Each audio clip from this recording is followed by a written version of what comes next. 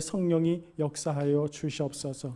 오직 말씀의 은혜가 채워지는 귀한 시간 될 수 있도록 인도해 주시길 원하며 주님의 이름으로 기도합니다. 아멘. 오늘 옆 사람하고 한번 인사하면서 말씀 나눌까요? 반갑습니다. 은혜 받읍시다. 한번 인사합시다.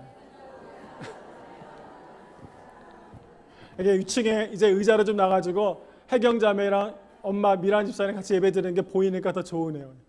감사합니다. 의젓하게 앉아서 예배 드리는 게 너무 행복해 보입니다. 오늘 우리의 삶에 있어서 하나님께서 오늘 우리에게 주고자 하는 말씀이 있겠죠. 말씀을 붙들고 은혜 받는 우리 모든 성도가 되길 축원합니다. 앞과 뒤가 똑같은 글자의 과일 떠오르는 거 있나요? 과일이요, 과일. 토마토. 앞으로 불러도 토마토, 뒤로 불러도 토마토. 근데 토마토는 이름도 앞과 뒤가 같지만 겉과 속도 똑같아요. 겉이 빨가면 얘는 속도 빨개요. 겉이 푸르르면 속도 푸르죠. 토마토가 그렇습니다. 토마토를 보면서 우리 성도들이 겉과 속이 같은 신실한 성도여야 된다. 이것이 우리의 믿음의 삶이어야 된다 하는 것들을 많이 생각해 봅니다. 어떻게 보면 이 토마토는 가면을 쓰고 다니는 이 시대에 잘 어울리지 않는 그런 과일 같아요. 변신을 잘하잖아요. 웃음 뒤에도 칼을 품고 있잖아요. 이 변신의 시대에 토마토는 왜 어울려 보이지 않지만 우리는 그런 신실하신 하나님 중심의 토마토 같은 성도의 삶을 사는 것이 우리 가운데 참 필요해요. 여러분, 하나님은 신실하신 분이세요. 하나님은 언제나 변함이 없으신 분이십니다. 그래서 우리를 사랑으로 깊이 다스리시고 한번 우리를 품으신 그 사랑을 결코 하나님은 놓지를 않으세요. 이 하나님의 사랑 안에 있을 때만이 우리가 은혜와 능력의 삶을 살게 되는 겁니다. 사랑 여러분, 하나님의 사랑 안에 머물기를 간절히 축원합니다. 이런 토마토 같은 성도 되어서 그런 교회 세워가는 거룩함이 우리 가운데 있기를 바랍니다. 엄마가 막 설거지하면서 신실하신 나의 주님, 신실하신 하나님을 막 찬양했어요. 4살짜리 꼬마가 그 노래를 듣고 자기도 따라합니다. 심심하신, 이 아이가 신실하다는 단어를 잘 모르니까 자기가 아는 단어 심심하신 하나님이라고 따라 부른 거예요. 하나님이 신실하시다고 했는데 왜 우리 삶에 뜻밖의 고난과 어려움이 당해지고 오는 것일까? 이렇게 생각해 봅니다. 하나님, 당신 신실하지 않습니까? 하나님 약속하셨는데 왜 내 인생에 가끔 이런 뜻밖의 장애와 좌절들이 오는 것이죠? 우리는 실망합니다. 그러나 그것을 여러분 잠시 멈춰보면 신실하신 하나님을 이 꼬마가 심심하신 하나님이라고 잘못 이해한 것처럼 우리도 하나님을 사실은 오해하기 때문입니다. 하나님은 신실하신 하나님을 혹시 심심한 하나님으로 오해하기 때문에 우리가 헌신하고 최선을 다하지만 하나님이 기뻐하시지 않는 삶을 살 수가 있다는 것이에요. 여러분, 우리가 하나님을 오해하게 되면 우리의 삶이 낙심하게 됩니다. 낙심이라는 말은 영어로 표현하면 굉장히 쉬워요. 이건 떨어진 마음이고 잃어버린 마음이에요. 마음이 어딘가에 있어야 되는데 자리를 찾지 못한 것이 낙심이에요. 우리가 마음이 낙심하게 되면요, 하나님의 은혜가 폭포수처럼 쏟아 부어져도 은혜를 볼 수가 없어요. 경험이 안 돼요. 마치 이런 거죠. 멋진 폭포 한번 보려고 여행 갔는데 폭포는 안 보고 그 구경하는 사람들만 보고 온 거와 비슷하게 된 겁니다. 그러니까 우리 안에 낙심하는 성도가 있어서는 안 된다는 것이에요. 우리가 우리의 삶이 좌절과 어려움이 있어서 낙심으로 이끌어 가잖아요. 그러나 이 낙심을 이겨내야만 하나님의 은혜와 말씀이 들려지게 된다는 것이에요. 여러분은 낙심케 하는 문제가 무엇입니까? 하나님은 오늘 우리들에게 낙심하지 말라라고 말씀하세요. 왜냐하면 내가 너희를 그보다 더 큰 사랑으로 품고 있다고 말씀하세요. 이 언약의 약속을 붙들 때 우리가 은혜를 누릴 수 있으며 소망 가운데 살게 되는 겁니다. 근데 어디 그게 쉬운가요? 여러분, 쉬우세요? 안 되잖아요. 조금 은혜 받아서 기쁘게 산 것 같은데 좀 며칠 있으면 실망하는 일들이 이것저것 터져가지고 낙심하고 좌절하고 이런 일을 얼마나 우리가 삼는 겁니까? 목장 가서 고생한 이야기 한번 하라 그러면 그냥 시간이 없어요. 시간이 없어요. 다 고생의 금메달감이에요. 그것이 다 우리들의 인생입니다. 저도 목회하면서 낙심하는 일들이 굉장히 많았어요. 여러분들이 저의 모습을 보면서 어떻게 목회했는지 잘 모르시잖아요. 개척교회 하면서 문제 많은 교회 섬기면서 사실 시련과 고난이 왜 목회자에게는 없겠습니까? 말을 안 할 뿐이죠. 근데 저는 이 낙심하는 상황 속에서 제가 배운 것은 무엇이냐면 2가지가 있어요. 우리가 어떠한 상황이든지 낙심의 상황에서는 환경을 보지 말고 그럴수록 하나님의 약속과 말씀을 다시 붙들어야 한다는 걸 배웠습니다. 우리의 삶이 시련과 고난은 우리를 피해갈 수 없을 거예요. 물론 우리가 좋은 환경이 오면 좋죠. 근데 좋은 환경이 인생의 목적과 원인의 전부가 다는 아니에요. 나쁜 환경이 오면 피하고 싶죠. 그럴 때 기도와 하나님과의 교제 가운데 소망을 품으면 돼요. 너무 좌절 가운데, 절망 가운데 너무 오랫동안 머물러 있을 필요가 없다는 것이에요. 결국 우리를 낙심케 하는 수많은 환경 속에서 우리가 반드시 첫 번째 해야 할 것은 하나님의 약속의 말씀을 다시 붙드는 겁니다. 여러분, 이스라엘 백성이 광야에서 40년 생활을 다 보냈잖아요. 그리고 가나안 땅에 들어갔습니다. 하나님이 이 이스라엘 백성을 가나안 땅에 들여보내시면서 염려가 있었어요. 뭐냐면 너희들이 가나안 땅에 들어가면 더 좋은 삶을 살 텐데, 더 풍성한 삶을 살 텐데, 그러면 너희들이 혹시 나를 버리지 않을까? 하나님 염려하세요. 그래서 항상 주시는 말씀이 너희들 약속하자, 나랑 너희를 내 백성이 되도록 약속하자. 이 말씀을 붙들고 놓치지 말고 살라고 이스라엘 백성들에게 늘 몇 번이고 권면하고 있어요. 내 말을 꼭 지켜라. 약속을 붙들어라. 그렇지 않으면 너의 지금 환경이, 좋은 환경이 너에게 오히려 독이 될 것이라고 말씀하세요. 이것이 하나님의 약속입니다. 최근에 제가 이제 전에 서울에, 이건 방송 안 할 거니까, 증가교회라고 있어요. 우리 성결교회. 거기가 4년 한 6개월 전에 담임 목사님 청빙 때문에 교회가 거의 반이 쪼개졌습니다. 제가 잘 알아요. 반대파와 찬성파가 있었죠. 근데 이것 때문에 이 교회는 오랫동안 싸웠어요. 근데 지금 신문에 보니까 4년 6개월 만에 모두가 예배 시간에 손을 잡고 회복과 화해를 누렸다고 신문에 방송이 돼 있더라고요. 그 과정에 새로 청빙받아 온 담임 목사님이 암이 걸렸어요. 너무 힘드니까. 근데 이걸 어떻게 해결했냐고 보니까 성경 공부를 같이 하는 기회를 갖게 됐다는 거죠. 말씀을 공부하면서 그들이 다시 한번 말씀 앞에 스스로를 보게 되고 치유되고, 그래서 회복의 역사들을 가져와서 지난 몇 주인가요? 전에 대회 시간에 모두가 손을 잡고 하나님의 교회를 다시 세워갈 것이라고 선언한 것이 성경신문에 크게 나왔습니다. 우리의 삶에 있어 우리를 치료하고 우리를 다스리는 것이 무엇이겠습니까? 여러분, 다른 것이 없어요. 여러분이 여러분의 편을 아무리 나누어서 여러분의 입김을 더 강력하게 가지려고 해도 소용이 없어요. 오직 하나님의 약속의 말씀을 붙들어야 한다는 것입니다. 이것이 진정 교회를 위한 것이고 하나님의 약속의 말씀을 붙들고 사는 유일한 길입니다. 저는 우리 모든 성도들이 여러분의 시련과 낙담케 하는 수많은 문제로부터 그 일을 벗어날 수 있는 길이 있다면 다시 하나님의 약속의 말씀을 붙드는 것이라고 분명히 선언합니다. 그 말씀을 붙들고 사랑하는 우리 모든 성도가 되기를 간절히 축원합니다. 하나님, 솔로몬을 보세요. 다윗은, 그 아버지 다윗은 굉장히 많은 시련을 보냈습니다. 그러나 그는 그 시련 가운데 하나님의 약속과 하나님과의 교제에 힘써서 영적인 하나님의 사람이 되었습니다. 근데 그 아들은 태어나자마자 왕자였습니다. 그는 지혜로운지 모르지만 그는 고난과 이런 시간을 겪지 않으면서 솔로몬의 시간을 가면 갈수록 그는 하나님으로부터 점점 멀어졌잖아요. 우리는 낙심이 우리에게 상처는 아니에요. 낙심이 죄는 아니에요. 우리의 죄와 이 낙심 중에서도 어떻게 하나님의 은혜로 이것을 극복할 것이냐가 굉장히 중요하다는 것입니다. 여러분, 저는 우리가 하나님 만나지 못하면 우리의 모든 애씀이 물거품이 된다는 거 기억하고, 우리가 시련과 고난이 있을 때 더 붙들어야 할 것이 하나님의 약속의 말씀이라는 거 붙들고 하나님과 교제에 힘쓰는 여러분이 되기를 소망합니다. 또 하나 제가 배운 것은 하나님은 하나의 길을 막으면 또 다른 길을 반드시 여시는 분이라는 겁니다. 지난번에 어떤 프로그램에 여자들이 군인 체험을 하는데 조교가 이렇게 물었어요. 여러분, 앞으로 가다가 앞에 장애물이 있습니다. 그럼 어떻게 합니까? 이렇게 물었어요. 그때 그 훈련병이 제자리에 씁니다. 이렇게 말했어요. 조교가 쓱 웃으면서 뒤로 돌아가도 있다. 이렇게 가르쳐 줬습니다. 장애가 있으면 뒤로 돌아가 하면 뒤로 돌아간다는 것이에요. 오늘 우리 삶에 있어서 방향 전환이 필요하다는 것이죠. 하나님은 한 길이 막히면 생각지도 못한 또 다른 유익한 길을 반드시 예비하시는 분이세요. 여러분의 인생에서 지금 무엇인가 막혔다고 너무 좌절하지 마세요. 하나님은 그 길보다 더 아름답고 선한 길로 예비하시고 그 길을 막으시는 분이시라는 거예요. 복음은 우리의 방법대로 복음이 흘러 들어오지 않습니다. 하나님은 당신의 방식으로 복음을 우리에게 흘려보내주셨어요. 우리가 이해할 수 없는 놀라운 일들을 하나님은 우리 가운데 행하시는 분이세요. 그러니까 지금 조금 길이 막혔다고 너무 답답해하지 마세요. 탈출구가 안 보인다고 너무 좌절하지 마십시오. 이럴 때일수록 하나님을 바라보고 또 새 길을 열으시는 하나님의 위대한 섭리가 무엇인지를 볼 수 있어야 한다는 것입니다. 그 대신 약속의 말씀을 붙들어야 한다는 것이죠. 우리가 좋아하는 바울이 있습니다. 바울이 그토록 로마에 가고 싶어 했습니다.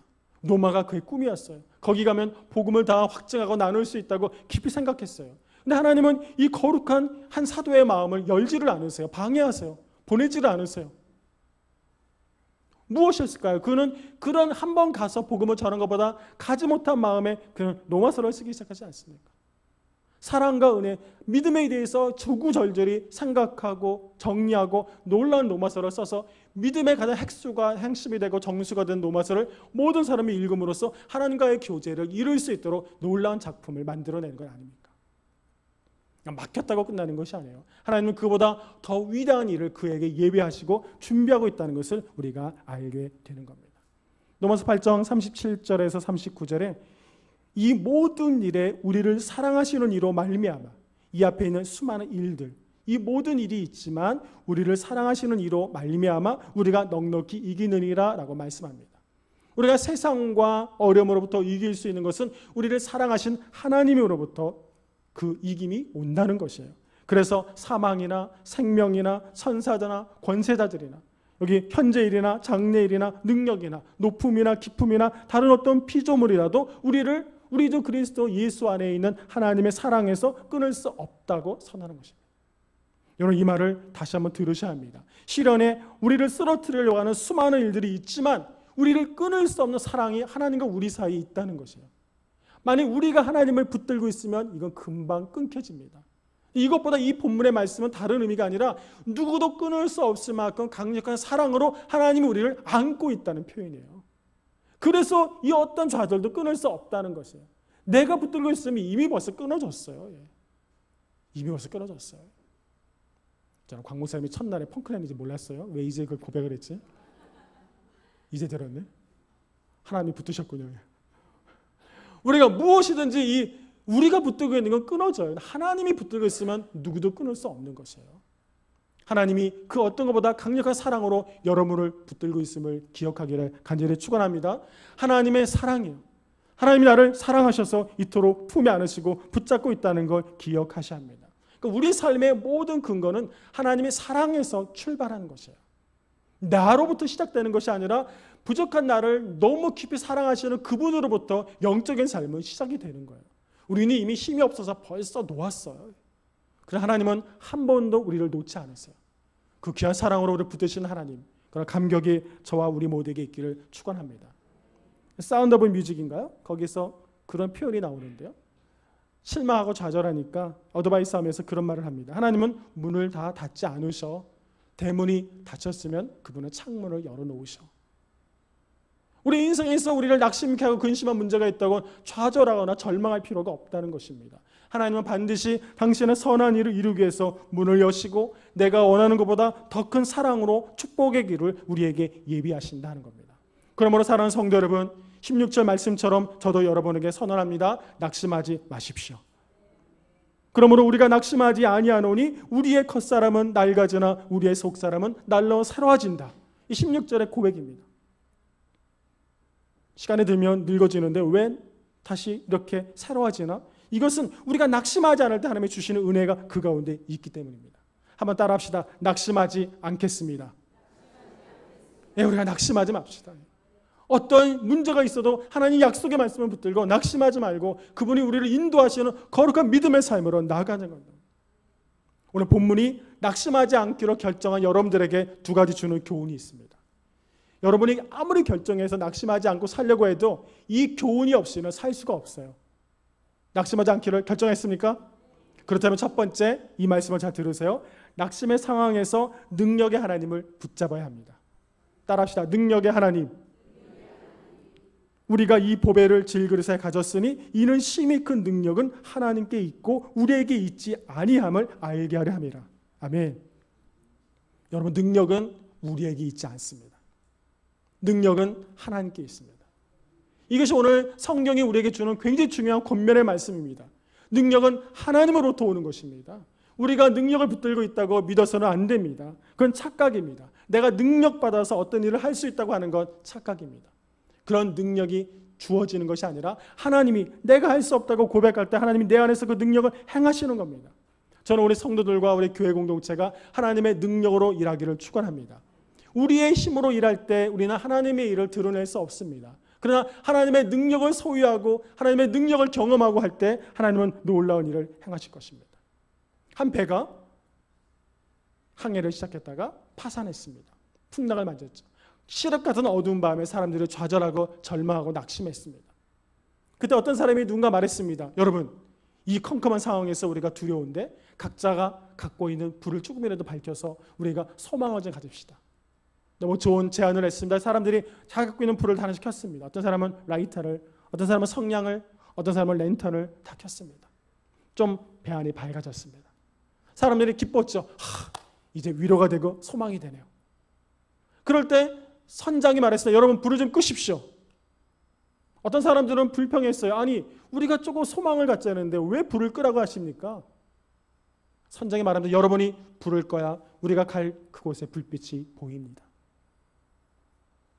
여러분, 사실 생각해보면 우리의 생각과 우리의 고집과 우리의 계획들을 사실은 내려놓는 경험이 필요해요.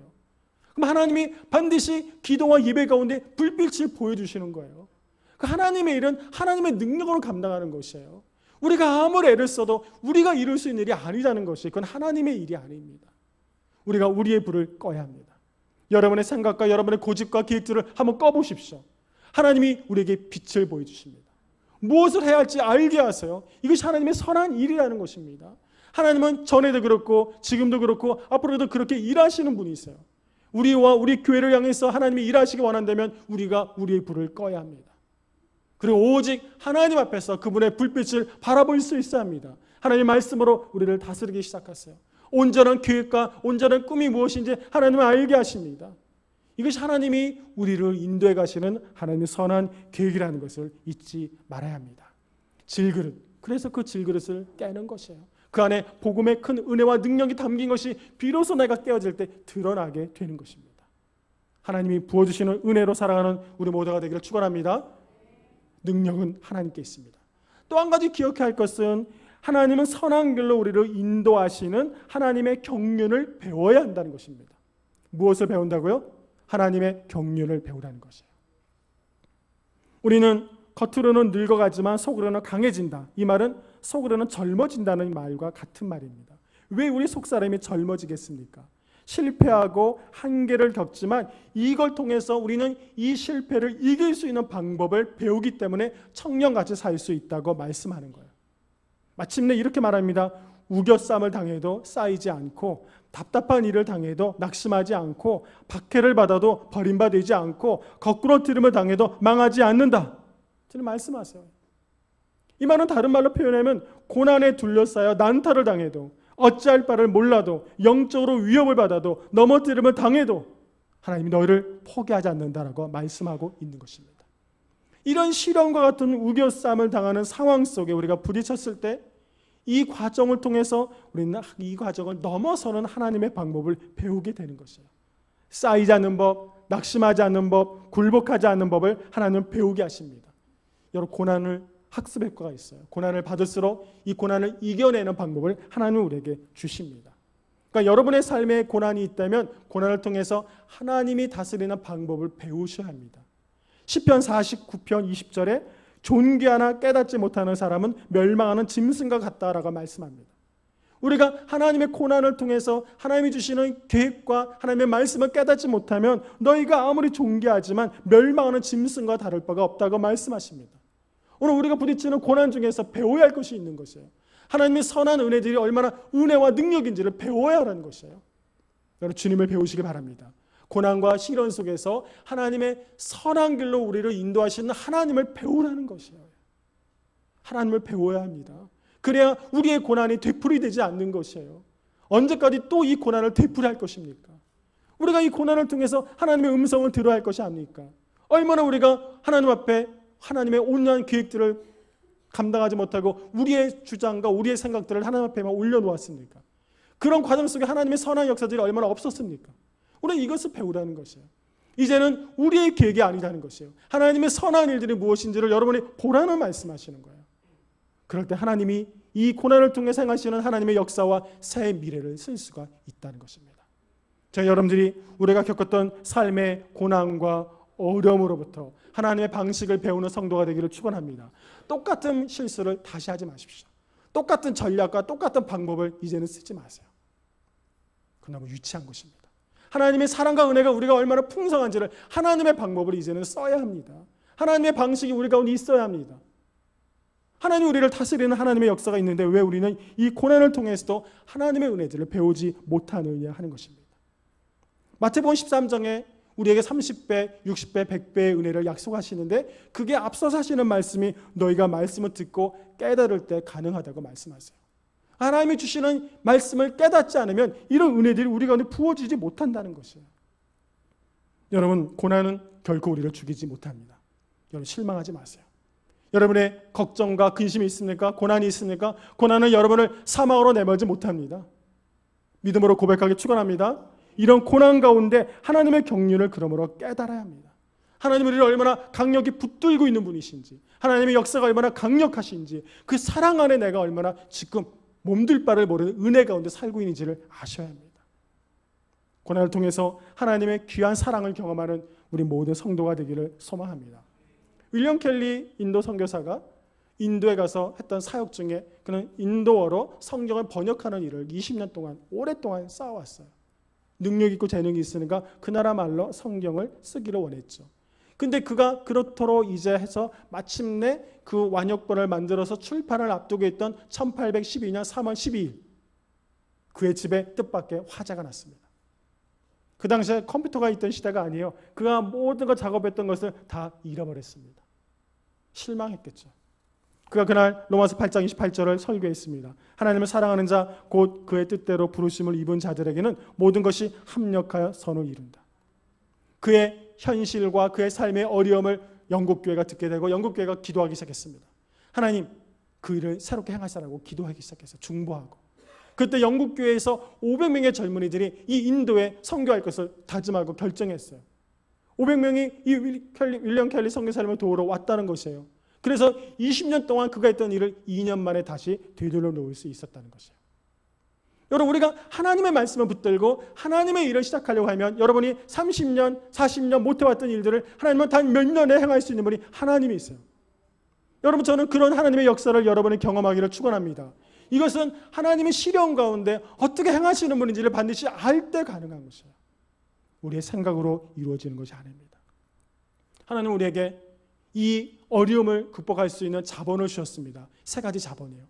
여러분, 누구에게나 다 이 자본이 있어요.